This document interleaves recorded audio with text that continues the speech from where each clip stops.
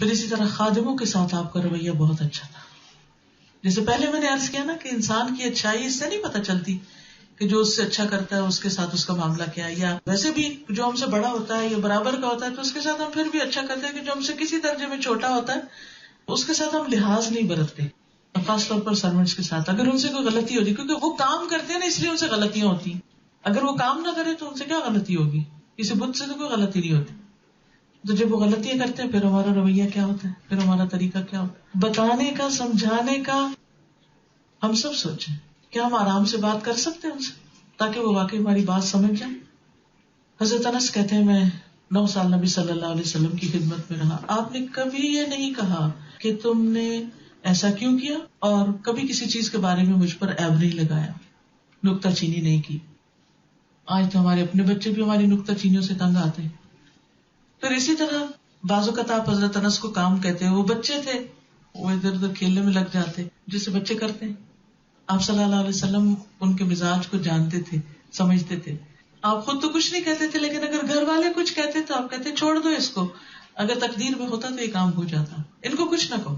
گھر والوں کی سائڈ نہیں لیتے تھے, اپنے خادم کی سائڈ لیتے تھے, آپ آڑے آتے ان کے. پھر اسی طرح ایک دفعہ آپ صلی اللہ علیہ وسلم نے کسی کام سے بھیجا حضرت انس کو, تو راستے میں دیکھا انہوں نے کچھ بچے کھیل رہے ہیں تو وہ بھی کھیلنے لگ گئے. تھوڑی دیر میں آپ نے صلی اللہ علیہ وسلم پیچھے آئے کہ ابھی تک کام نہیں ہوا, تو انہوں نے آ کے حضرت انس کے پیچھے سے گردن پکڑ لی, گدی پکڑ لی. تو انہوں نے مڑ کے دیکھا تو نبی صلی اللہ علیہ وسلم وہ آپ کو دیکھ کر مسکرانے لگ گئے. تو حضرت انس کہتے ہیں میں نے کہا میں ابھی جاتا ہوں, ابھی جاتا ہوں. پھر چلے گئے. کوئی آ کے مار پٹائی نہیں کی, کوئی آ کے ڈانٹ ڈپٹ نہیں کی, آ کے صرف پکڑ لیا. بہت سے مواقع ایسے ہیں جس میں نبی صلی اللہ علیہ وسلم کی غلطیوں کی اصلاح کا بڑا ہی بہترین طریقہ ملتا ہے. اس کے لیے میں آپ سب کو ایک کتاب ریکمینڈ کروں گی, نبی صلی اللہ علیہ وسلم کا غلطیوں کی اصلاح کا طریقہ. بہت ہی اچھی کتاب ہے, اس میں بہت سے واقعات لکھے ہوئے ہیں کہ کس موقع پر کس نے کیا غلطی کی اور آپ نے اس کی اصلاح کیسے کی. جیسے ایک بدو آیا تو اس نے پیشاب مسجد میں کر دیا, تو آپ نے اس کے ساتھ کیا معاملہ کیا. صحابہ کو منع کیا اس کو مت کچھ کہنا, پھر خود آپ نے اس پر پانی ڈال دیا, ڈول پانی کا منگا کر, اور فرمایا کہ مسجدیں اللہ کی عبادت کے لیے ہوتی ہیں, پیشاب کے لیے نہیں. بس اتنی سی بات اس کو سمجھا دی, کوئی لمبا لیکچر نہیں دیا, کوئی کسی قسم کا اس پر عیب نہیں رکھا.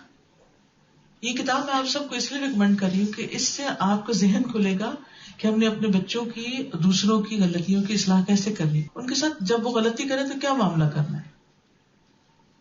اور اس کا میں نے عملی تجربہ بھی کیا. ایک بچی میرے پاس آئی, کہنے لگی کہ میری والدہ جو ہے بہت عزت کا مقام ہے, لیکن یہ کہ ان کا رویہ اپنے رشتے داروں کے ساتھ اچھا نہیں, وہ ہر ایک کے ساتھ بدتمیزی کر لیتی ہیں, اور بعض اوقات دین کے نام پر کر دیتی ہیں. کسی کو نماز کا کہیں گی تو کسی کو حجاب کا کہیں گی, تو کہنے کا ان کا طریقہ ٹھیک نہیں ہوتا. جب ان کو کہتے ہیں کہ ایسا نہ کرے تو کہتی ہیں کہ میں تو صحیح بات ان سے کر رہی ہوں, وہ ایسے ہیں غلط کام کرتے ہیں, تو اس لیے میں ان سے ناراضگی سے پیش آتی ہوں. تو بہرحال میں نے اس کو یہی کتاب سجیسٹ کی. میں نے کہا جا کے امی کی ٹیبل پہ رکھ دو, کہنا کچھ نہیں, بس وہاں رکھ دو, وہ دیکھیں گی تو خود ہی پڑھ لیں گی. اور الحمدللہ 1 مہینے 2 کے بعد وہ بچی آئی میرے پاس, کہنے لگی کہ زمین آسمان کا فرق پڑا امی میں, وہ سمجھ آ گئی کہ کیسے معاملہ کرنا ہے. بہت ہی خوش تھی بچی. اور جب آئی تو اس قدر پریشان تھی, کیونکہ ماں باپ جو کچھ کرتے نا وہ بچوں کے لیے بڑی شرمندگی کا باعث ہوتا ہے. بعض اوقات وہ کہہ نہیں سکتے کہ اماں آپ ایسے نہ کریں, کہتے بھی ہیں کبھی. تو بہرحال نبی صلی اللہ علیہ وسلم نے کیسے اصلاح کی اور کیسے کیسے بگڑے ہوئے لوگ درست ہو گئے, امیزنگ. آپ صلی اللہ علیہ وسلم کے طریقوں سے ہمیں حکمت پتہ چلتی ہے, وہ حکمت سیکھنے کو ملتی ہے. پھر اسی طرح یہ ہے کہ حضرت انس کہتے ہیں کہ آپ صلی اللہ علیہ وسلم نے کبھی مجھے ملامت نہیں کی تھی اور بے وجہ روک ٹوک نہیں کی تھی. اچھا یہ بے وجہ کے انٹرفیئرنس اور روک ٹوک, یہ یوں نہ کرو, یہ یوں نہ کرو, ایسا کیوں کیا, ویسا کیوں کیا, چھوٹے چھوٹے کاموں میں. اس سے پھر یہ ہوتا ہے کہ جب واقعی آپ نے کسی چیز سے روکنا تو بچے نہیں رکتے. آپ اپنے سارے تیر جو ہیں وہ مت نکالیں, کچھ چیزوں کو اگنور کر دیں, کچھ غلطیوں کو چھوڑتے جائیں, کچھ نہ کریں, لیکن جب واقعی وہ غلط کام کرے تو پھر آپ ان کی خبر لیں. پھر اسی طرح آپ صلی اللہ علیہ وسلم نے کبھی کسی کو مارا پیٹا نہیں تھا, نہ کسی خادم کو, نہ عورت کو, نہ غلام کو, بلکہ ان کی ضروریات پوری کرتے تھے اور ان سے پوچھتے رہتے تھے کہ تمہیں کچھ چاہیے تو نہیں. ہم میں سے کتنے لوگ اپنے خادموں سے, اپنے سروینٹ سے یہ پوچھیں کہ تمہیں کچھ چاہیے تو نہیں, بلکہ اگر وہ کہیں بھی تو ہم سننا نہیں چاہتے کہ انہیں کچھ چاہیے, کیونکہ ہمیں ڈر ہوتا ہے کہ پھر ان کو مانگنے کی عادت پڑ جائے. بہرحال ربیعہ بن کعب الاسلمی جو تھے وہ آپ کے وضو کا پانی وغیرہ رکھتے تھے, تو ایک دفعہ وضو کروا رہے تھے تو آپ نے پوچھا کہ تمہیں کوئی ضرورت تو نہیں, کچھ چاہیے تو نہیں؟ تم نے کہا میری ایک ضرورت ہے. آپ نے پوچھا کیا؟ کہنے لگے کہ قیامت کے دن آپ میری سفارش کر دیجیے. ایک اور روایت میں آتا ہے کہ میں جنت میں آپ کا ساتھ چاہتا ہوں, جیسے دنیا میں ساتھ ہوں وہاں بھی چاہتا ہوں. آپ نے پوچھا تمہیں یہ خیال کہاں سے آیا؟ وہ کہنے لگے میرے رب کی طرف سے, اللہ نے میرے دل میں ڈالا. تو نبی صلی اللہ علیہ وسلم نے فرمایا پھر سجدوں کی کثرت کے ذریعے میری مدد کرو. پھر آپ اپنے ساتھیوں کا بہت خیال رکھتے تھے, انصار سے ملنے کے لیے خود جاتے تھے, ان کے بچوں کے سروں پہ ہاتھ پھیرتے تھے, ان کے لیے دعا کرتے تھے, ان کی مجالس میں بیٹھتے, ان کی باتیں سنتے. آپ کم بولتے تھے, مسکراتے رہتے. صحابہ آپ کی موجودگی میں شعر پڑھتے, جاہلیت کے قصے سناتے, اور آپ سن کر صرف مسکرا دیتے, لیکن ان کی باتیں سن رہے ہوتے تھے. پھر اسی طرح ان کی فکر کیا کرتے تھے. آپ فرماتے تھے میں مومنوں کے لیے ان کی جانوں سے بھی زیادہ نزدیک ہوں. جو کوئی مال چھوڑ جائے وہ ان کے وارثوں کا, اور اگر کوئی قرضہ چھوڑ جائے تو وہ میں ادا کروں گا. حضرت جریر کہتے ہیں کہ جب سے میں اسلام لایا تو رسول اللہ صلی اللہ علیہ وسلم نے مجھے کبھی اپنے گھر آنے سے نہیں روکا. جب بھی میں نے اجازت مانگی آپ نے اجازت دی, اور جب بھی آپ مجھے دیکھتے تو آپ ضرور مسکراتے. یعنی ایسا کبھی نہیں ہوا کہ میں نے آپ کی طرف دیکھا اور آپ مسکرائے نہ. ہمارے بارے میں کون کہے گا کہ میں نے جب ان کو دیکھا مسکراتے ہوئے پائے؟ کیا خرچ آتا ہے ہمارا, کیا لگتا ہے مسکرانے, بہت محنت لگتی, ابھی بھی نہیں مسکرا رہے. کیا جائے گا ہمارا؟ کچھ بھی نہیں. اچھا بازو کا ہم سوچتے ہیں ہمارا روب چلا جائے گا. اگر ایک کام پیار سے ہو جائے تو روب ڈال کے ضرور کرنا ہے. پھر اسی طرح کمزور لوگوں کے ساتھ, غریبوں کے ساتھ, مسکینوں کے ساتھ, غلاموں کے ساتھ بہت اچھا معاملہ ہوتا تھا, اور ان کی ضروریات پوری کرنے کی فکر کیا کرتے تھے. ان کی عیادت کرتے, بیمار ہوتے تو ان کو پوچھتے, ان کے جنازوں میں حاضر ہوتے. اور مسجد نبی کی وہ عورت جو مسجد کی جھاڑو دیتی تھی, اس کو آپ سے پوچھے بغیر دفنا دیا گیا تو پھر کیا ہوا؟ آپ صلی اللہ علیہ وسلم نے اس کی قبر پہ جا کے اس کا جنازہ پڑھا, اور ایک معمولی عورت تھی. پھر اسی طرح آپ چلنے میں لوگوں کے پیچھے رہتے, کمزوروں کو چلاتے, اپنے پیچھے سواری پر بٹھا لیتے, ان کے لیے دعائیں کرتے. اچھا جب میں سیرت پڑھا رہی تھی تو ایک چیز کا میں نے بہت جائزہ لیا کہ ہر موقع پر آپ دوسروں کو دعا دے رہے ہوتے تھے. ہمارے کلچر میں یہ چیز نہیں رہی کہ دوسروں کے لیے خیرخواہی کی بات کرنا. پھر اسی طرح ایک دفعہ جماعت کھڑی تھی, اقامت ہو گئی, اتنے میں ایک عرابی آیا, بدو آیا, اور آ کے آپ کا کپڑا پکڑ لیا. اب میرا ذرا سا کام رہ گیا, اگر میں نے ابھی نہ کیا تو میں بھول جاؤں گا, آپ میرے ساتھ چلیں. وہ نہ سمجھ شخص, آپ اس کے ساتھ چلیں گے. لوگ کھڑے ہیں, اقامت ہو چکی ہے, سب بن چکی ہے, وہ آپ کو لے گیا, اور آپ صلی اللہ علیہ وسلم اس کے ساتھ گئے, اس کا کام کیا, اور پھر واپس آ کے نماز پڑھائی. پھر اسی طرح ایک عورت کی عقل میں کچھ نقص تھا, مجنون سی عورت تھی, کہنے لگی اللہ کے رسول صلی اللہ علیہ وسلم مجھے آپ سے کام ہے. آپ نے فرمایا اچھا تم دیکھ لو, جس گلی میں کھڑے ہونا چاہو وہ جاؤ, میں آؤں گا تمہارا کام کر دوں گا. تو بہرحال وہ ایک راستے میں کھڑی ہو گئی, آپ صلی اللہ علیہ وسلم اس سے ملے اور آپ نے اس کا کام کر دیا. کیونکہ بعض اوقات ایسا بھی ہوتا ہے نا کہ کچھ کمزور اور ضعیف لوگ ہماری مدد چاہتے ہوتے, تو ہم کہتے ہیں ہمارے پاس ٹائم نہیں. وہ بھی توجہ کے مستحق ہے. لوگوں کو آپ سے دور نہیں ہٹایا جاتا تھا, نہ ان کو مارا جاتا تھا. پھر اسی طرح کوئی لوگ ایسے ہوتے کہ جو غلط قسم کی باتیں کرتے, آپ نام لیے بغیر کہتے تھے لوگوں کو کیا ہو گیا کہ وہ ایسی ایسی باتیں کرتے, پھر جس نے کی ہوتی تھی اس کو پتہ چل جاتا تھا. پھر اسی طرح اگر کبھی کسی کو آپ سے کوئی تکلیف پہنچی تو اس کے بدلے میں آپ نے اس کے ساتھ بہترین احسان کیا. حنین والے دن ایک شخص کا نبی صلی اللہ علیہ وسلم کے پاؤں پر پاؤں آ گیا, اور اس کی جوتی بڑی بھاری تھی, اور اس نے آپ کا پاؤں روند دیا. آپ کے ہاتھ میں اس وقت کوڑا تھا, آپ نے ایک کوڑے سے کچوکا دے دیا اس کو. بالکل ایسے ہوتا ہے نا کہ اگر ہمارے اوپر کوئی چڑھنے لگے تو ہم ایک دم اس کو پیچھے دھکیلیں. آپ نے کہا بسم اللہ, تم نے مجھے تکلیف دی. وہ کہتے میں نے ساری رات اپنے آپ کو بہت ملامت کیا. صبح ہوئی تو میں نے دیکھا کہ کوئی شخص میرا نام پکار رہا ہے. میں نے کہا یہ تو پھر شامت آئی, یہ تو وہ کل والی بات لگتی ہے. کہتے جب میں نے غور کیا تو واقعی وہ مجھے بلانے آیا تھا. میں اس کے ساتھ گیا اور بہت ڈر رہا تھا.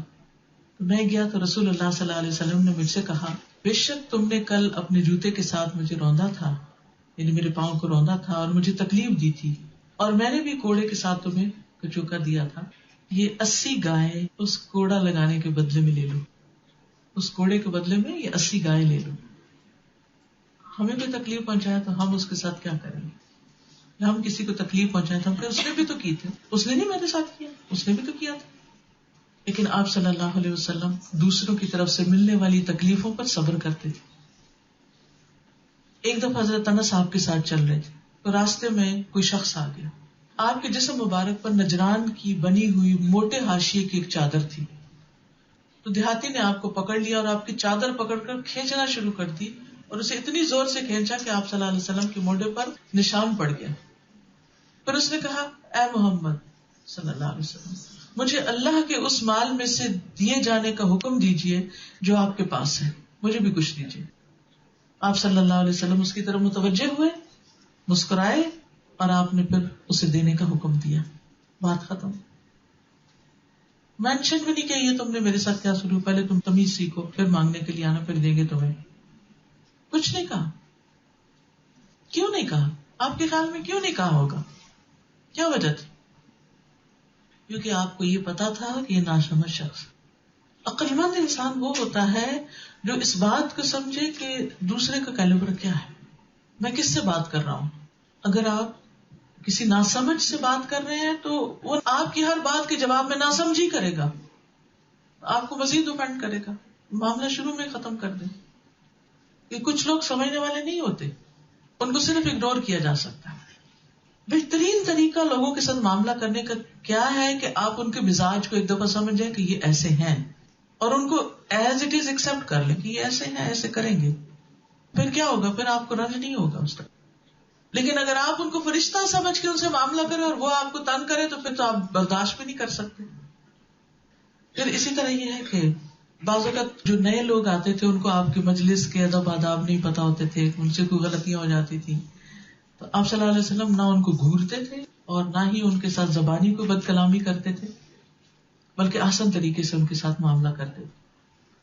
آرام سے بہت پازیٹیو وے میں مناسب بات کے ذریعے سمجھا دیتے تھے. بس ایسے نہیں، ایسے کرتے ہیں. یعنی اس چیز کو ہائی لائٹ نہیں کرتے تھے کہ تم نے کیا کر دیا، یہ کیا کر دیا تم نے. ہائی لائٹ کیا ہوتا تھا کہ ایسا نہیں، ایسا کرتے ہیں، یہ نہیں، یہ کرنا ہے. کیونکہ اگر کسی نے غلطی کر دی اور آپ بار بار اس غلطی کا ہی ذکر کرتے چلے جا رہے ہیں تو اس سے غلطی کی اصلاح کبھی بھی نہیں ہوگی. غلطی کی اصلاح کب ہوگی؟ جب آپ اس کو یہ بتائیں گے یہ ایسے نہیں، ایسے کرنا ہے. چاہے آپ کا سروینٹ ہو، چاہے آپ کے بچے ہو، چاہے آپ کی بیٹی ہو، چاہے آپ کی بہو ہو، چاہے آپ کا کوئی اسٹوڈنٹ ہو، کچھ بھی ہو. ہمارا واسطہ مختلف لوگوں کے ساتھ بڑھتا رہتا ہے جن کو سکھانے کی کچھ ذمہ داری ہم پہ آ جاتی ہے. کیونکہ جب آپ کسی کو سکھا رہے ہوتے ہیں نا تو پھر وہی غلطیاں کر رہے ہوتے ہیں. اسٹوڈینٹس اگر لکھنے میں غلطی کر رہے ہیں مثلاً، یا بچے جو ہیں کسی کام کے کرنے میں آپ ان کو روٹی پکانا سکھا رہے ہیں مثلاً. اب آپ دیکھیے کہ دو طریقے ہیں نا. وہ مثلا پیڑا بنایا کسی نے، یہ کیا بنا دیا، اور ہنسنا شروع کر دیں یا ٹانٹ کرنا شروع کر دیں، اس سے تو ضروری اچھی بن جائے گی. نہیں، یہ طریقہ نہیں. کیا کریں؟ اس کو آپ اٹھا لیں، دوبارہ کہیں دیکھیں ایسے کریں گے، ایسے کریں گے، اس کو طریقہ سکھا دیں، ایسے کریں گے. اچھا آپ دوبارہ کر کے دکھاؤ. اچھا میں بتاتی ہوں، دوبارہ دیکھو، ایسے کریں گے، ایسے کریں گے. اور کئی دفعہ بھی کرنا پڑے تو ایسے کریں. طنز کرنے سے کوئی نہیں سیکھے گا، صرف ہنسنے سے کوئی نہیں سیکھے گا، صرف غلط کہنے سے کوئی نہیں سیکھے گا. آپ کو طریقہ بتانا پڑے گا کہ ایسے نہیں، ایسے کرنا ہے. جب آپ اس کو طریقہ بتائیں گے تو وہ سیکھ جائے گا، اسے کرنا آ جائے گا، مسئلہ ختم ہو جائے گا. ورنہ کبھی مسئلہ ختم ہی نہیں ہو سکتا کسی کے ساتھ بھی. جب آپ کا معاملہ ہو، ایک شخص نماز میں بول پڑا تو نماز ختم ہونے کے بعد آپ نے اس کو صرف اتنا کہا کہ نماز میں بات نہیں کرتے، اس میں صرف اللہ کی تسبیح اور تکبیر وغیرہ ہوتی ہے. اتنی سی بات کافی تھی. کہتے ہیں کہ باقی لوگوں نے مجھے گور گور کے دیکھا اور ان ناراضگی کا ایک طرح سے اظہار کی کہ تم کیا کر رہے ہو، لیکن میں آپ پر قربان کہ آپ نے نہ مجھے جھڑکا، نہ مجھے گالی دی، نہ مجھے ڈانٹا، نہ مجھے مارا، بس صرف اتنا بتا دیا ایسے نہیں، ایسے کرتے. دیکھیں نیا شخص آیا، اس کو نہیں پتا کیا کرنا ہے، اس کو تو بتانا پڑے گا نا کیا کرنا ہے. کوئی آپ کی کلاس میں نیا آیا، کوئی آپ کے گھر میں نیا آیا، کوئی نیا سرونٹ آپ نے رکھا ہے، کوئی شادی کر کے نئی بہو لائے ہیں آپ، کوئی بھی ہو، صرف غلطیاں نہ چنتے رہیں. یہ بتائیں ایسے نہیں، ایسے کرنا ہے، یہ زیادہ بہتر ہے. پھر وہ دوبارہ غلطی کرے تو پھر دوبارہ اس کو بتانا نہیں، ایسے نہیں، ایسے کرتے ہیں.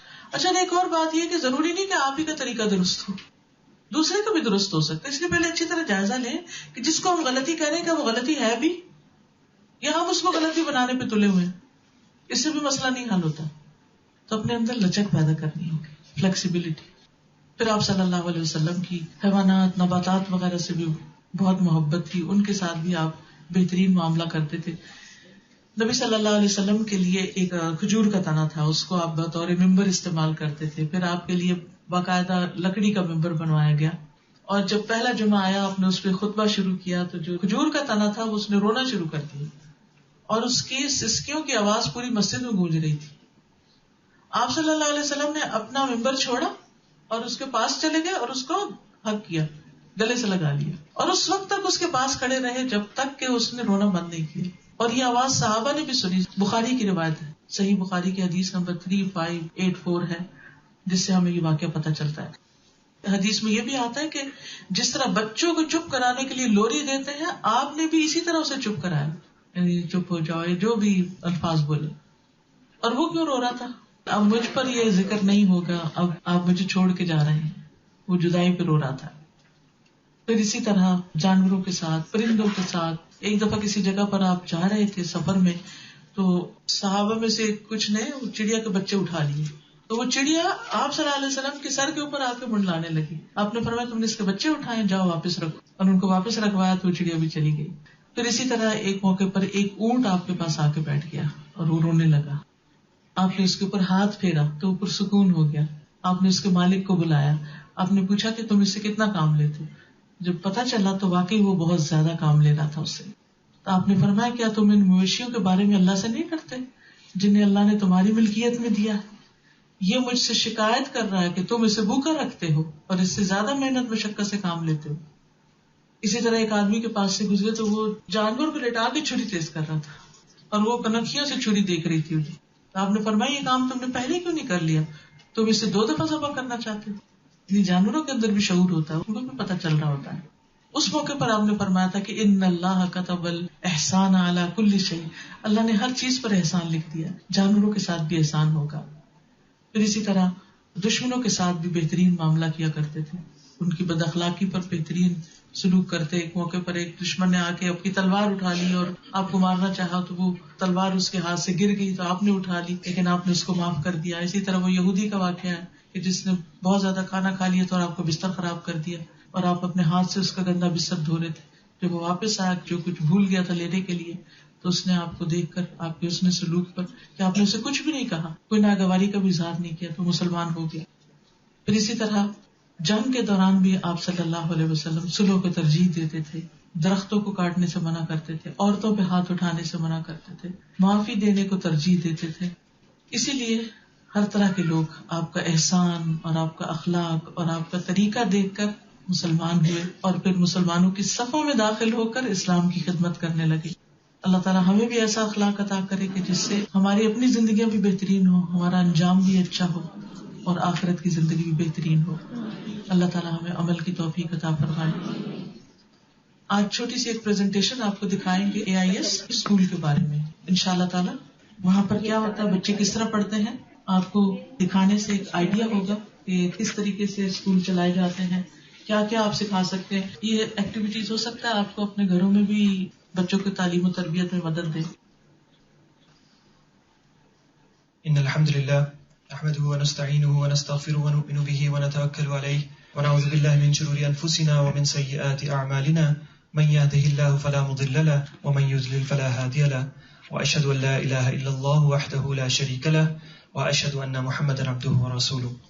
اما بعد, آج آپ لوگ جو تمام خواتین یہاں بیٹھی ہیں ان کے سامنے انشاءاللہ ایک چھوٹی سی میں پریزنٹیشن رکھوں گا. اس کا جو مین پرپز ہے وہ آپ لوگوں کو انشاءاللہ الہدیٰ انٹرنیشنل اسکول کو متعارف کرانا ہے. ہم میں سے بہت سارے لوگ جب بھی اسکول کے حوالے سے بات چیت کرتے ہیں اپنے بچوں کے لیے, اپنے گرینڈ چلڈرن کے لیے, یا اور رشتہ داروں میں جو بچے موجود ہیں, تو یقیناً ایک سوال ہمارے ذہن میں بار بار آتا ہے, اور وہ یہ کہ کوئی ایسی جگہ ہو جہاں پہ بچے اس طریقے سے تعلیم حاصل کریں کہ ساتھ ہی ساتھ ان کو اللہ کی پہچان بھی ہو سکے, دین سے وہ بھی قریب ہو سکیں, جو اصل سورسز ہیں ان کی طرف وہ جا سکیں, اور اس دنیا کو کس طریقے سے گزارنا ہے, یہاں پہ زندگی کیسے گزارنی ہے, اور پھر آخرت کس طریقے سے کامیاب ہو سکتی ہے, اس کے حوالے سے بھی کچھ نہ کچھ ان کو انفارمیشن ضرور اس لیول پہ دی جائے.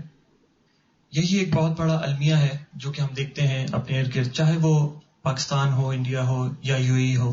ہر جگہ اسی قسم کے مسائل ہمارے سامنے آتے ہیں کہ بچے یقیناً بہت اچھی تعلیم حاصل کر رہے ہیں مگر اس کے ساتھ ساتھ دین کو بالکل بھلا چکے ہیں، اس کے بارے میں کچھ جانتے ہی نہیں. اسی مین ایشو کو، اس پرابلم کو سامنے رکھتے ہوئے الہدیٰ میں ایک اسکول کا قیام پذیر ہوا جو کہ الہدیٰ انٹرنیشنل اسکول کہلایا، اور اس کا آغاز اکتوبر 2010 میں ہوا. الہدیٰ انٹرنیشنل ویلفیئر فاؤنڈیشن جن سے آپ لوگ آلریڈی متعارف ہیں، الحمدللہ اس کے کورس آپ لوگ کر رہے ہیں یا پڑھا رہے ہیں یہاں پہ، اسی کے ایک امبریلا کے انڈر یہ پروجیکٹ شروع کیا گیا جس کو الہدیٰ انٹرنیشنل اسکول کہا گیا.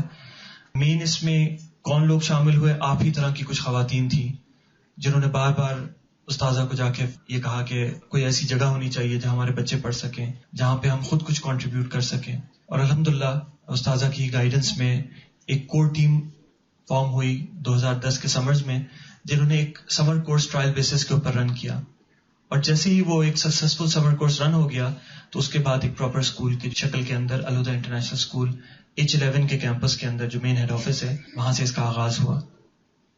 یہ اسکول کا ویژن بالکل وہی ہے جو کہ الہدیٰ کا ویژن ہے، قرآن ہر دل میں ہر ہاتھ میں، کیونکہ ہمارا تمام مسلمانوں کا مقصد یہی ہے کہ کسی طریقے سے ہم قرآن کو صحیح طریقے سے سمجھ سکیں، اس پہ عمل کر سکیں. اور اسی ویژن کو سامنے رکھتے ہوئے اسکول کے لیے کچھ مخصوص مشن کا جو ہے وہ چناؤ کیا گیا. اور وہ جو مشن سٹیٹمنٹ تھی اس طریقے سے لکھی گئی کہ اس میں 4 چیزیں ایسی ہیں جو انشاءاللہ ایک رسپانسبلٹی کے ساتھ جو وہاں کا سٹاف ہے، جو انتظامیہ ہے، جو الہدیٰ کے لوگ ہیں، وہ بچوں کو دے سکیں. اور جس میں سب سے پہلے کیا کہ ان کی جو ایکیڈیمک سکلز ہیں ان کو ڈیولپ کیا جا سکے، یعنی جو اس ایج کے اندر پڑھنا چاہیے انہیں، جو علم حاصل کرنا چاہیے ان کو ڈیولپ کیا جائے. ہر بچے کے اندر ایک نیچرل ٹیلنٹ ہوتا ہے. ہر بچہ جو ہے اللہ تعالیٰ نے جو اس کو پیدا کیا ہے کسی اسکل کے ساتھ پیدا کیا ہے، اس نیچرل ٹیلنٹ کو جو ہے وہ اور زیادہ انہینس کرنا اور بڑھانا، ان کو صحیح معنی میں جو دینی تعلیم ہے وہ دی جا سکے، جو اوتھینٹک ریلیجیس ایجوکیشن ہے. ورنہ ہم دیکھتے ہیں معاشرے کے اندر طرح طرح کی بھانت بھانت کی بولیاں ہیں. اسی کے ساتھ ساتھ جو سب سے اہم چیز ہے وہ یہ ہے کہ وہ نالج جو وہ گین کریں وہ ان کے عمل کے اندر ریفلیکٹ کرے اور اس سے ان کی ایک پازیٹیو کیریکٹر بلڈنگ کی جا سکے. اور ریزلٹ میں ہم یہ دیکھتے ہیں کہ یہ 3 ریزلٹس ہیں، آؤٹ پٹس ہیں جو ہم انشاءاللہ اپنے بچوں سے چاہتے ہیں اور انشاءاللہ فیوچر میں دیکھتے ہیں کہ وہ رسپانسبل مسلمان بن سکیں، جہاں کہیں بھی رہتے ہیں، دنیا کے جس خطے میں بھی ہیں وہاں پہ کنٹریبیوٹنگ سٹیزن ہوں، اپنے معاشرے کو کچھ نہ کچھ دے سکیں، اور ساتھ ساتھ ریسپیکٹفل ہیومن بینگز ہوں تاکہ ایک دوسرے کی رسپیکٹ وہ بالکل سامنے رکھ سکیں. AIS کی جو کور ویلیوز ہیں، کیونکہ میں تھوڑا سا آپ کو AIS کو متعارف کرانا چاہ رہا ہوں، تو اس سے پہلے کہ میں AIS کے بارے میں اور اس کی جو کچھ تصاویر ہیں وہ آپ کو دکھاؤں، ذرا سے میں آپ کو بیسکس اس کے بارے میں بتانا چاہ رہا ہوں. یہ چند ایک کور ویلیوز ہیں جو کہ الہدیٰ اور الہدیٰ انٹرنیشنل اسکول بالکل سیم شیئر کرتے ہیں، اور جس کے اندر سنسیئرٹی، انٹیگریٹی، ٹالرنس وغیرہ ہیں. اور یہ انڈر لائن فارمولا ہے جس کے تحت ہر چیز اس کے اوپر بنتی ہے. تو یہ بالکل کور سکلز ہیں، بیسک ویلیوز ہیں. ہم جانتے ہیں دین کا علم حاصل کرنا اللہ تعالیٰ نے جس طریقے سے فرض کیا اسی طریقے سے اس کے بہت سارے فوائد بھی بتائے کہ جو دین کا علم حاصل کرے گا، جو اس کی جستجو میں نکلے گا، اللہ تعالیٰ اس کے لیے جنت کا راستہ بھی آسان کر دیں گے. اور اسی بنیاد کے اوپر ایک ایسا اسکول جو ہے وہ سامنے آیا الحمدللہ 2010 کے اندر، جس میں یہ تمام چیزوں کے اوپر کوشش کی گئی کہ اس قسم کا ایک انوائرمنٹ کریٹ کیا جا سکے کہ جس میں دین کا علم حاصل کرنا آسان ہو جائے. چند ایک تصاویر میں آپ کے سامنے رکھ رہا ہوں جس میں آپ کو اسکول کے انوائرمنٹ، اسکول میں جو ایکٹیویٹیز ہیں ان سب کے بارے میں انشاءاللہ پتہ چلے گا. یہ کچھ سافٹ بورڈز ہیں جو کہ بچے جب اسکول میں داخل ہوتے ہیں تو اس قسم کے soft boards all over the school آپ کو لگے ہوئے نظر آئیں گے. اسی طریقے سے جو الہدیٰ کا اپنا ویژن ہے، مختلف احادیث ہیں، قرآن کی آیات ہیں، وہ دیواروں کے اوپر چسپاں کر دی گئی ہیں تاکہ بچے چلتے پھرتے اٹھتے بیٹھتے ان چیزوں کو پڑھ سکیں، ان سے انسپائر ہو سکیں. الحمدللہ اسکول کے اندر قرآن کی آواز جو ہے وہ پورے اسکول کے ٹائمنگز کے دوران آتی رہتی ہے، کیونکہ اس کے اندر حفظ کی اپنی کلاسیں ہیں. ریگولر اسٹڈیز کے اندر بھی بچے قرآن کا علم حاصل کر رہے ہوتے ہیں انشاءاللہ، جن کی ڈیٹیلز میں ابھی آپ کے سامنے پیش کروں گا. چونکہ اسکول کے اندر ریڈنگ جو ہے وہ ایک بہت میجر اہمیت رکھتی ہے، اور بچے تبھی علم حاصل کر سکتے ہیں جب ان کو ریڈنگ کی عادت پڑے، پڑھنے کی عادت پڑے. اور اس ہیبٹ کو ڈیولپ کرنے کے لیے اسکول کا ایک اسپیشلائز ریڈنگ پروگرام ہے جس کے اندر الحمدللہ 3 زبانوں پہ کام کیا جاتا ہے. اس میں انگریزی، اردو اور عربک. یہ الحمدللہ بالکل ابتدائی مونٹیسری لیول سے پڑھائی جاتی ہے، اور اس کی جو ریڈنگ سکلز ہیں وہ ڈیولپ کرائی جاتی ہیں تاکہ بچے خود ریڈ کر سکیں. الحمدللہ ہمارے اسکول کے اندر 5 سے 6 سال کا بچہ ایک عام کتاب اٹھا کر پڑھ سکتا ہے، کیونکہ ڈفرینٹ سٹیجز سے لیول ریڈرز کے تھرو اس کی اسکل ڈیولپ کرائی جاتی ہے. صرف اسکول کی ایکٹیویٹیز نہیں بلکہ باہر کی ایکٹیویٹیز کے اندر، کیونکہ بچے نیچر سے سیکھتے ہیں، جب ارد گرد جاتے ہیں تو وہ اس میں سے بہت کچھ انسپائر ہو سکتے ہیں. تو کوشش یہ کی جاتی ہے کہ نیچر واکس ہوں، کچھ اس قسم کے ٹرپس ہوں جو کہ ان کو نیچرل ہیبیٹیٹ کے اندر لے جا سکیں، نیچر کے قریب لے جا سکیں، اور وہاں پہ جا کے وہ اللہ کی جو تخلیق ہے، اللہ کی جو مخلوق ہے، اس کو دیکھتے ہوئے اپنے علم میں بھی اضافہ کریں اور ان سے انسپائر ہو کے اپنے اندر کوئی بہتری بھی لا سکیں. ٹیکنالوجی کیونکہ ایک بہت میجر رول پلے کرتا ہے آج کل کی زندگی میں. ہر کسی کو آپ دیکھیں موبائل فون اٹھائے، ہمارے بچے موبائل فون بہت جلدی سیکھ جاتے ہیں، اس میں اپنی گیمز وغیرہ لگا لیتے ہیں. اس لیے ضروری یہ ہے کہ بنسبت ٹیکنالوجی کو نکال کے باہر رکھ دیا جائے، ان کو اس کا صحیح استعمال سکھایا جائے. تو ٹیکنالوجی کی جو اویئرنیس ہے وہ تھرو آؤٹ دا اسکول چھوٹے بچوں سے لے کے بڑے بچوں تک دی جاتی ہے کہ کس طریقے سے اس ٹول کو ہم تعلیم کے شعبے کے اندر اچھے طریقے سے استعمال کر سکتے ہیں. الحمدللہ اسی زمن کے اندر آور آف کوڈ ایک انٹرنیشنل پروگرام ہے جو کہ کمپیوٹر سائنس سے ریلیٹڈ ہے، وہ اس کو ضرور جانتے ہوں گے. پوری دنیا کے اندر 180 ممالک ہیں جس کے بچے اس میں پارٹیسپیٹ کرتے ہیں، اور یہ پورا ویک ہوتا ہے جس کے اندر بچے ایون کوڈنگ تک سیکھتے ہیں، یعنی پروگرامز بنانا بھی سیکھتے ہیں. تو الحمدللہ ہمارے بچوں نے بھی اس میں پارٹیسپیٹ کیا تھا، اور اس کی جو ہم نے ان کو کچھ تصاویر اور ویڈیو بنا کے بھیجی، وہ آور آف کوڈ کی جو اپنی ویب سائٹ تھی اس کے اوپر انہوں نے اس کو پبلش کیا. اسمارٹ بورڈ ایک اپ کمنگ ٹیکنالوجی ہے جو اب بہت سارے اسکولز میں استعمال ہونا شروع ہو گئی ہے، جس میں بچے انٹریکٹ کر سکتے ہیں لائیو وائٹ بورڈ کے ساتھ. ورنہ پہلے تو وائٹ بورڈ پہ سے مارکر سے لکھا جاتا تھا، اب جو ہے وہ بیسکلی انٹریکٹیو بن گیا ہے، وہ جس میں بچے جب کچھ لکھتے ہیں تو واپس ان کو کچھ فیڈ بیک ملتا ہے. اسی طریقے سے وہ کچھ گیمز یا فن ایکٹیویٹیز ہیں جن کے تھرو سیکھ سکتے ہیں. تو الحمدللہ آہستہ آہستہ کر کے اسمارٹ بورڈ کا ہم اپنے اسکول کے اندر اپنی کلاسز کے اندر انٹروڈکشن کر رہے ہیں تاکہ بچے اس ٹیکنالوجی کو بھی یوز کرتے ہوئے مختلف قسم کی نالج کو گین کر سکیں. بہت اہم چیز جو پڑھائی کے اندر ہے وہ یہ ہے کہ کوئی بھی چیز صرف پڑھنے کے لیے نہیں ہونی چاہیے، بلکہ اس کا عمل میں آنا بہت ضروری ہے. جو چیز بھی پڑھی جائے وہ ڈائریکٹلی ریفلیکٹ ہونی چاہیے عمل کے اندر. ہم نے بچپنے سے جو ہے جو پری اسکول ہوتا ہے اس میں مونٹسری سسٹم، مونٹسری میتھڈالوجی کو اس لیے سلیکٹ کیا تاکہ بچے ایکٹیویٹی بیسڈ لرننگ کے اندر شامل ہو سکیں، یعنی لرن بائی ڈوئنگ کر سکیں. تو الحمدللہ یہ ایک انوائرمنٹ کی تصویر ہے جس کے اندر یہ جو آپ کو ٹرین نظر آ رہی ہے، اس ٹرین سے جو ہے وہ بچے بہت ساری شیپس، کاؤنٹنگ اور موٹر موومنٹ جو ہوتی ہیں یہ سیکھ رہے ہوتے ہیں، یعنی ایک چیز کے ساتھ. اور اسی طرح کے بہت سارے اور آپریٹرس ہیں اور بہت سارے مٹیریلز ہیں جن کے تھرو بچے مختلف قسم کی چیزیں سیکھ رہے ہوتے ہیں. اسی طریقے سے صرف نارمل مٹیریل ہی نہیں بلکہ جو اللہ تعالیٰ نے چیزیں ہمیں پیدا کی ہمارے لیے ان کو یوز کرتے ہوئے بچے کھانے پکانا، چپاتی بنانا، ملک شیک بنانا، فروٹ سیلیڈ بنانا، اس قسم کی بہت ساری ایکٹیویٹیز ہیں جس میں وہ مصروف رہتے ہیں تاکہ وہ ایک کنٹریبیوٹنگ سٹیزن کا جو پہلو ہے وہ بھی اپنا کام اپنے ہاتھ سے کرتے ہوئے معاشرے کو بھی فائدہ پہنچا سکیں. آرٹس اینڈ کرافٹس کی ایکٹیویٹیز ہیں جو الحمدللہ throughout the school year ہوتی ہیں. یہ تو ایک چھوٹی سی تصویر ہے. الحمدللہ بچوں کے اپنے ہی آرٹ ورک ہوتا ہے جو کہ ہر جگہ پہ موجود ہوتا ہے پورے اسکول کے اندر، اور اسی آرٹ ورک کو جو ہمارا الحمدللہ میگزین چھپتا ہے اس کے اندر جو ہے وہ اس کو پریزنٹ کیا جاتا ہے تاکہ بچوں کی حوصلہ افزائی ہو سکے. وہ میگزین میرے پاس موجود ہے، میں آپ کو انشاءاللہ وہ دکھا بھی دیتا ہوں. الحمدللہ یہ بائی اینولی جو ہے وہ پروڈیوس ہوتا ہے. الحمدللہ اس میں ذات ہے کنٹریبیوشن بچوں کی اپنی ہوتی ہے. ہیلدی باڈی ہو تو ہیلدی مائنڈ ہے، دونوں کا آپس میں بہت بڑا ریلیشن شپ ہے.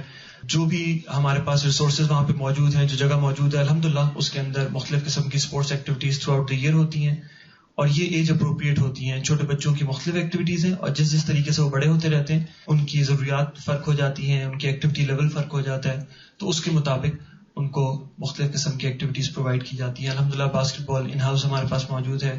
بڑے بچے جو ہیں یا ایون بچوں کے لیے ایک الگ کورٹ بنایا گیا ہے، اس سے بہت محظوظ ہوتے ہیں. یہ چند ایک تصاویر جو ہے وہ آپ کے سامنے، جو اسپورٹس ویک ابھی ریسنٹلی ہوا تھا 2-3 ماہ پہلے، یہ اس کی ہیں. ٹیکوانڈو جو ہے وہ ریگولر فیچر ہے، ہمارے بوائز سیکھتے ہیں اور الحمدللہ بہت خوش ہوتے ہیں اس کو کر کے. گرلز کو الحمدللہ ساتھ ہی ساتھ مواقع ملتے ہیں. ان کا ایک بالکل الگ ارینجمنٹ ہے. 4تھی جماعت سے گرلز اینڈ بوائز سیکشن علیحدہ ہو جاتے ہیں، ان کی کلاسز علیحدہ ہوتی ہیں. الحمدللہ ان کا ایک ایسا انوائرمنٹ ہوتا ہے جس میں وہ فریلی پھر خود آپریٹ کر سکتی ہیں، پڑھ سکتی ہیں، اپنی اور ایکٹیویٹیز میں مصروف ہو سکتی ہیں. چند ایک تصاویر کلاسز کی ہیں.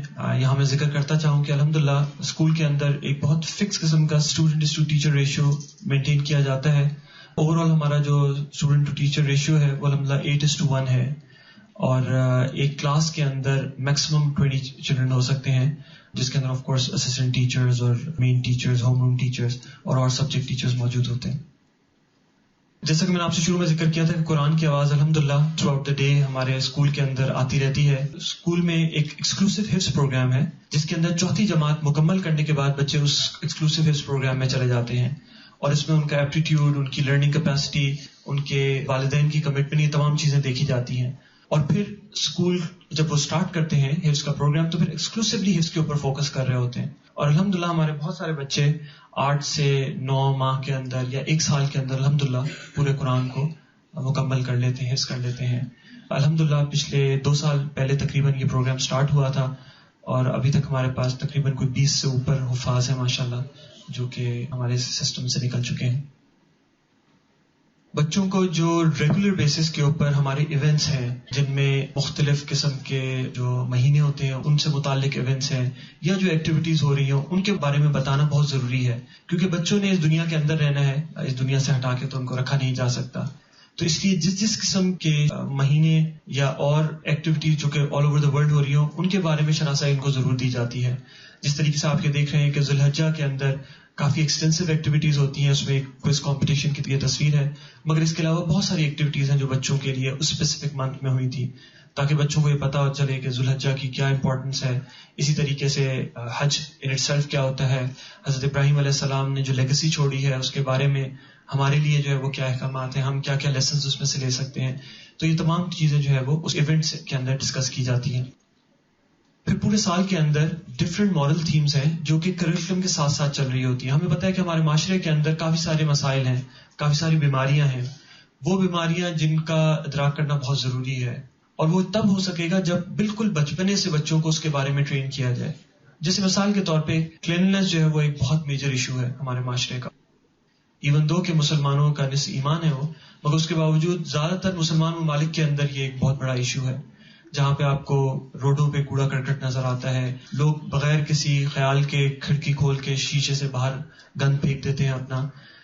اس چیزوں کو ریئلائز کروانا کہ یہ کیوں صفائی ضروری ہے، اس سے ہمیں کیا فائدہ ملتا ہے اور دوسرے کو کیا فائدہ ملتا ہے، یہ بچوں کے لیول کے اوپر بتانا بہت ضروری ہے. تو اس قسم کی تھیمز اور بھی کافی ساری تھیمز ہیں اس کے علاوہ جو کہ throughout the year parallel میں رن ہوتی ہیں، اور اس میں پھر اسمبلی پروگرامز ہوتے ہیں، ود ان کلاس ایکٹیویٹیز ہوتی ہیں، اور پھر اینڈ کے اوپر بچوں کو موٹیویٹ کرنے کے لیے، ان کے انکریجمنٹ کے لیے ان کو مختلف تحائف اور سرٹیفکیٹس بھی دیے جاتے ہیں. مختلف فن ایکٹیویٹیز ہیں جو ساتھ ساتھ چلتی ہیں. عید گالا الحمدللہ ایک سگنیچر ایونٹ ہے الہدا کا، جس میں اونٹ کی قربانی بھی ہوتی ہے، اور بچوں کے لیے کافی سارے پھر گیمز اور کھانے پینے کی چیزیں ہوتی ہیں. ہر سال ایک میجر ایونٹ الحمدللہ الہدا انٹرنیشنل اسکول منعقد کرتا ہے، جس کے اندر اس کا اصل مقصد بچوں کے جو نیچرل ٹیلنٹس ہیں ان کو ابھارنا، ان کو ایک ایسا فورم اور ایسا موقع دینا جس میں وہ اپنے آپ کو ایکسپریس کر سکیں، تاکہ انشاءاللہ وہ فیوچر کے داعی بن سکیں، لوگوں کو دین کا پیغام اچھے طریقے سے بتانے والے بن سکیں. تو الحمدللہ ہر سال ایک ایونٹ ہوتا ہے جس کے اندر الہدا اسلامک ایگزیبیشن اور اینول ڈے، یہ آلٹرنیٹ ایئرز میں ہوتے ہیں، اور اس میں جو ہے وہ نہ صرف اسلام آباد سے بلکہ اور شہروں سے بھی لوگ آتے ہیں جو کہ اس کو وزٹ کرتے ہیں، اس سے کچھ نہ کچھ سیکھ کے جاتے ہیں، اور بچے بھرپور انداز میں اس کو نہ صرف انجوائے کرتے ہیں بلکہ اپنے جو نیچرل ٹیلنٹس ہیں ان کو ابھار کے آڈینس کے سامنے پیش کرتے ہیں. اس میں جو ایون میڈیا سے ریلیٹڈ بہت سارے لوگ آتے ہیں اور جو کوششیں ہوتی ہیں بچوں کی ان کو خوب سراہتے ہیں. ہر ایونٹ کا ایک تھیم ہوتی ہے اور اس تھیم کے اراؤنڈ وہ پورا ایونٹ جو ہے وہ چل رہا ہوتا ہے. جیسے آپ کے سامنے ایک تھیم ورلڈ بیونڈ می کی اس وقت لکھی ہوئی نظر آ رہی ہے. اسی طریقے سے جو ہم نے اسلامک ایگزیبیشن کیا تھا اس کی تھیم اسلام ٹیک تھی کہ کس طریقے سے اسلام جو ہے وہ ٹیکنالوجی کے اصل اور صحیح جو اس کا استعمال ہے اس کو پروموٹ کرتا ہے. یہ چند ایک تصاویر ہیں اس کی، بچوں نے مختلف ایکسپیریمنٹس کیے تھے، کچھ پروجیکٹس بنائے تھے، ان کے ساتھ وہ موجود ہیں.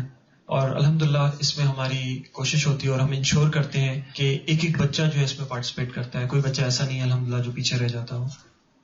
پھر ضرورت اس بات کی ہے کہ بچوں پہ تو فوکس کیا جائے، مگر اس کے ساتھ ساتھ بہت اہم ہے اور بہت ضروری ہے کہ والدین کے ساتھ بھی کام کیا جائے، کیونکہ بچے جتنا بھی ٹائم لگا لیں 5 سے 6 گھنٹے اسکول میں موجود ہوتے ہیں، اس کے بعد وہ گھر میں ہوتے ہیں. گھر کا ماحول کیا ہے، بچوں کی تربیت گھر میں کیسے ہو رہی ہے، یہ بہت امپورٹنٹ ایسپیکٹ ہے. اسی حوالے سے جو پیرنٹس ہیں، مدرز اور فادرز دونوں، ان کے لیے کچھ تربیت سیشن کا انعقاد کیا جاتا ہے جس کے اندر والدین ایکسکلوسیولی آ کر 1 گھنٹہ لگاتے ہیں مدرس کا سیشن ہر جمعے کو ہوتا ہے، اور فادرز اور مدرز دونوں کے لیے پھر ایک کمبائنڈ سیشن ہر مہینے کے ایک سیٹرڈے کے اندر ہوتا ہے، اور یہ کمپلسری ہوتا ہے تمام والدین کے لیے. تو اس میں وہ آتے ہیں اور مختلف ٹاپکس کے اوپر پھر اس وقت لیکچرز ہوتے ہیں، تربیہ سیشن ہوتے ہیں، ورک شاپس ہوتی ہیں، جن سے پھر وہ فائدہ حاصل کر کے جاتے ہیں. چند ایک اسٹیٹسٹکس آپ کے سامنے رکھنا چاہوں گا. الحمدللہ 2010 میں جو اس کا آغاز ہوا تھا تو یہ صرف مونٹیسری سے سٹارٹ ہوا تھا. مونٹیسری 3 سال سے لے کے 5.5 سال تک کے بچے تھے، اور شروع کے اندر صرف 54 اسٹوڈنٹس تھے، کچھ 50 کے لگ بھگ جو ہے وہ اسٹوڈنٹس تھے جن سے اس کا آغاز ہوا. الحمدللہ جو لاسٹ سیشن سٹارٹ ہوا ہے ہمارا سپٹمبر میں، اس میں ہمارے پاس تقریباً 1200 کے قریب اسٹوڈنٹس آ چکے ہیں، اور الحمدللہ اس کے علاوہ بہت ساری ایک بڑی تعداد ایسی ہے جن کو ہم جگہ کی کمی کے باعث داخلہ نہیں دے پائے. الحمدللہ اس وقت گریڈ 8 تک بچے اور بچیاں موجود ہیں، اور ہر سال ہم اس کو ایک ایک کلاس آگے بڑھا رہے ہیں. جی یہ تھوڑا سا وہ کمپیریزن ہے 54 اسٹوڈنٹس سے جو سٹارٹ ہوا تھا، اور اس وقت 1174 اسٹوڈنٹس ہیں جو کہ الحمدللہ ہماری اسکول میں موجود ہیں. شروع میں صرف 9 اسٹاف ممبر سے ٹیچنگ اسٹاف تھا، اب الحمدللہ 158 کا ٹیچنگ اسٹاف الحمدللہ موجود ہے. یہ تمام چیزیں سامنے رکھنے کے بعد آف کورس جب میں نے آپ سے ذکر کیا کہ اب مسائل ہیں کہ ایون جگہ بھی جو ہے وہ چھوٹی پڑ رہی ہے، تو اس چیز کو سامنے رکھتے ہوئے الحمدللہ ہم نے ایک نئے کیمپس کا ابھی حال ہی میں جو ہے وہ آغاز کیا ہے، اور مقصد یہی ہے کہ اور اس کو نیکسٹ لیول کے اوپر لے جایا جا سکے، اور زیادہ گنجائش پیدا کی جا سکے تاکہ زیادہ سے زیادہ بچے انشاءاللہ اس سسٹم سے مستفید ہو سکیں. چند ایک ہائی لائٹس ہیں اس کیمپس کے بارے میں.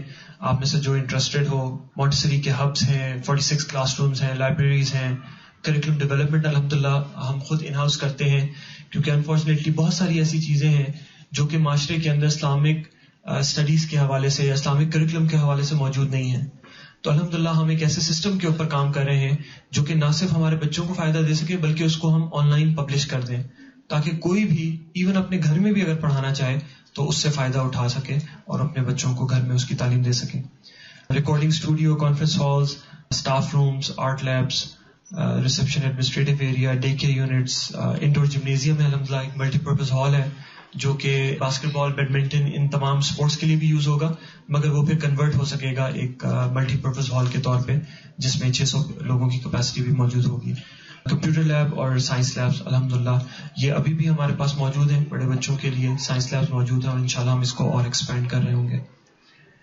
پاکستان کے حوالے سے آپ ضرور جانتے ہوں گے سیکیورٹی ایک ایشو ہے. الحمدللہ کوشش یہ کی گئی ہے کہ وہ ویل اکوپڈ ہو، CCTV مانیٹرنگ ہو، اس کے اندر کلاسز ویل لٹ ہوں، ایری ہوں، نیچرل وینٹیلیشن ہو، فائر الرٹ اور فائٹنگ سسٹمز ہوں. ڈسیبل اسٹوڈنٹس کے لیے الحمدللہ پوری بلڈنگ کے اندر ایکسیس موجود ہے. ان کے لیے ہم لوگوں نے مختلف پلیٹ فارمز بنائے ہیں، لفٹس ہیں، ایکسیس پوائنٹس ہیں جن کے اندر واش رومز ہیں جو کہ الحمدللہ ڈسیبل اسٹوڈنٹ پوری بلڈنگ کو جو ہے یوٹیلائز کر سکتے ہیں. کوشش ہماری یہ ہے کہ at least half of the building solar energy کے اوپر چل رہی ہو تاکہ وہ گرین ہو، رینیوبل انرجی کو ہم یوز کر سکیں. زمین سے پانی نکال کے اس کو ہم استعمال کر رہے ہیں ٹیوب ویل کے اوپر. ہائی اسپیڈ انٹرنیٹ اور اسمارٹ بورڈز جو کہ ابھی آپ نے دیکھے کلاس رومز کے اندر. یہ اس کیمپس کی تصویر ہے جو کہ انشاءاللہ پلان ہے.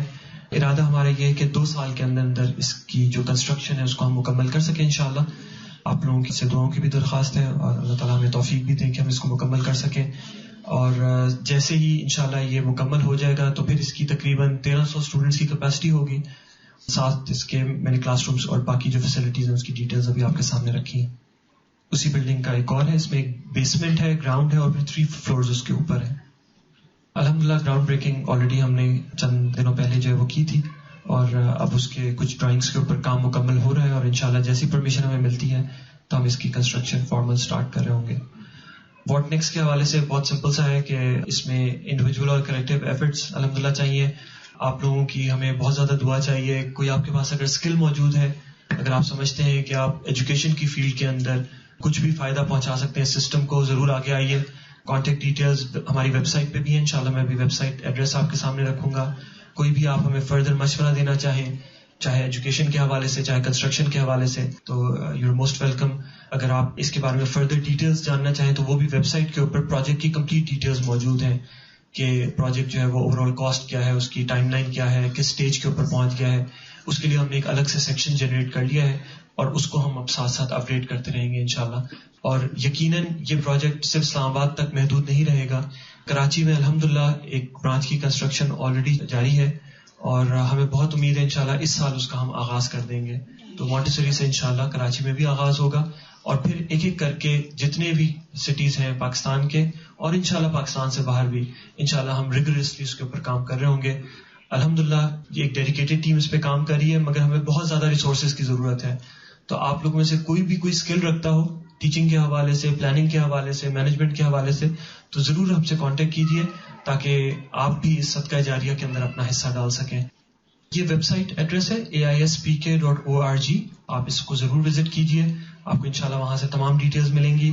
کافی ایکٹیو فیس بک پیج بھی ہے جہاں پہ جتنی ایکٹیویٹیز ہماری ہیں وہ تمام کی تمام ایکٹیویٹیز ہم پوسٹ کرتے رہتے ہیں. تو انشاءاللہ آپ ضرور اس سے محظوظ بھی ہوں گے، کیونکہ چھوٹے چھوٹے بچے جب مختلف کام کر رہے ہوتے ہیں تو بہت اچھے بھی لگتے ہیں اور بہت مزہ آتا ہے ان کو دیکھ کے. تو فیس بک پیج کو آپ ضرور وزٹ کیجیے، وہاں سے آپ کو تمام ایکٹیویٹیز کے بارے میں ضرور انشاءاللہ پتہ چلے گا. جزاک اللہ خیر. اب تمام خواتین کا یہ پوری پریزنٹیشن دیکھنے کا اللہ تعالیٰ میری اور آپ کی تمام کوششوں کو قبول کرے انشاءاللہ. اور یہ جو ٹیم ماشاءاللہ ڈیڈیکیٹڈلی اس پروجیکٹ پہ کام کر رہی ہے، اللہ تعالیٰ ان کو جزائے خیر دے، ان کی کوششوں میں برکت ڈالے اور ہمیں یہ توفیق دے کہ ہم سب انشاءاللہ ان کی مدد کر سکیں اور اس کام کو آگے بڑھا سکیں. جزاک اللہ خیر. السلام علیکم ورحمۃ اللہ. وآخر دعوانا ان الحمد للہ رب العالمین. سبحانک اللہم وبحمدک نشہد ان لا الہ الا انت نستغفرک ونتوب الیک. السلام علیکم ورحمۃ اللہ وبرکاتہ.